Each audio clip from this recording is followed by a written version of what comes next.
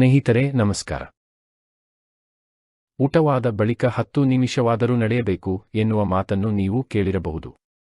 ಇದು ನಿಜ. ಚಲನೆಗೆ ಅದರದ್ದೇ ಆದ ಮಹತ್ವವಿದೆ. ಆರೋಗ್ಯದ ಬಗ್ಗೆ ಇಂದಿನ ದಿನಗಳಲ್ಲಿ ಪ್ರತಿಯೊಬ್ಬರಲ್ಲೂ ಜಾಗೃತಿ ಹೆಚ್ಚಾಗುತ್ತಿದೆ. ಇದಕ್ಕಾಗಿ ಬೇರೆ ಬೇರೆ ರೀತಿಯ ವ್ಯಾಯಾಮವನ್ನು ಆಯ್ಕೆ ಮಾಡುತ್ತಾರೆ. ಹೆಚ್ಚಿನವರು ತುಂಬಾ ಸರಳವಾಗಿರುವ ನಡಿಗೆಯನ್ನು ಆಯ್ಕೆ ಮಾಡುತ್ತಾರೆ. ಭಾರತೀಯರು ಹಿಂದಿನ ಕಾಲದಲ್ಲಿ ಶತಪಾವಲಿ ಅಂದರೆ 100 ಹೆಜ್ಜೆಗಳನ್ನು ಅನುಸರಿಸಿಕೊಳ್ಳುತ್ತಿದ್ದರು.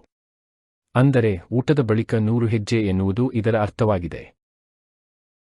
ಈ ಸಂಪ್ರದಾಯವು ನಿಜವಾಗಿಯೂ ನಮ್ಮ ಆರೋಗ್ಯಕ್ಕೆ ತುಂಬಾ ಲಾಭ ನೀಡುವುದು ಎಂದು ಹೇಳಲಾಗಿದೆ.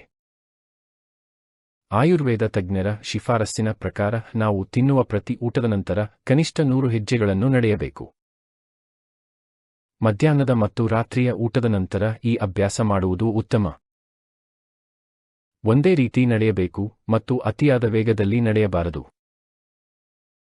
ಆಹಾರವನ್ನು ಸೇವಿಸಿದ ನಂತರ ವೇಗವಾಗಿ ನಡೆಯಬೇಡಿ. ಶತಪಾವಲಿ ಅಭ್ಯಾಸದಲ್ಲಿ ನಿರಂತರತೆಯು ಅತಿ ಅಗತ್ಯ. ಶತಪಾವಲಿಯನ್ನು ಅಭ್ಯಾಸ ಮಾಡಿಕೊಂಡರೆ ಹಲವಾರು ಲಾಭಗಳನ್ನು ನೀಡುವುದು. ಹಾಗಾದರೆ ಶತಪಾವಲಿಯ ಲಾಭಗಳೇನು ತಿಳಿದುಕೊಳ್ಳೋಣ ಬನ್ನಿ. ಊಟವಾದ ಬಳಿಕ ನಡೆಯುವುದರಿಂದ ಇದು ಆಹಾರವನ್ನು ಜೀರ್ಣಿಸಿಕೊಳ್ಳಲು ಸಹಕಾರಿ, ರಕ್ತ ಸಂಚಾರ ಸುಗಮಗೊಂಡು ದೇಹವು ಪೋಷಕಾಂಶಗಳನ್ನು ಹೀರಿಕೊಳ್ಳಲು ಉಪಯುಕ್ತವಾಗಿದೆ. ಮಾನಸಿಕ ಸ್ಥಿರತೆ ಮತ್ತು ಸಂಪೂರ್ಣ ಶಕ್ತಿ ಮಟ್ಟವು ಉತ್ತಮವಾಗುವುದು. ಶತಪಾವಲಿಯನ್ನು ನಿರಂತರವಾಗಿ ಮಾಡುವುದರಿಂದ ದೇಹದಲ್ಲಿ ಕ್ಯಾಲೋರಿ ದಹಿಸಲ್ಪಡುವುದು ಮತ್ತು ತೂಕ ನಿರ್ವಹಣೆಗೆ ಸಹಕಾರಿಯಾಗಿದೆ. ಮಧುಮೇಹದಂತಹ ಅಪಾಯವನ್ನು ತಗ್ಗಿಸಬಹುದು ಮತ್ತು ರಕ್ತದಲ್ಲಿ ಸಕ್ಕರೆ ಮಟ್ಟ ನಿಯಂತ್ರಿಸಬಹುದು. ಹೃದಯ ಕಾಯಿಲೆಯ ಅಪಾಯ ಕುಗ್ಗಿಸುವುದು ಮತ್ತು ಹೃದಯ ರಕ್ತನಾಳಗಳ ಆರೋಗ್ಯ ಸುಧಾರಣೆ ಆಗುವುದು.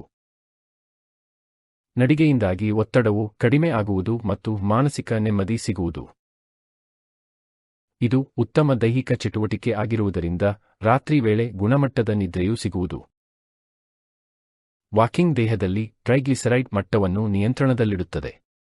ಟ್ರೈಗ್ಲಿಸರೈಡ್ ರಕ್ತದಲ್ಲಿ ಇರುವ ಒಂದು ರೀತಿಯ ಕೊಬ್ಬು ಆಗಿದೆ.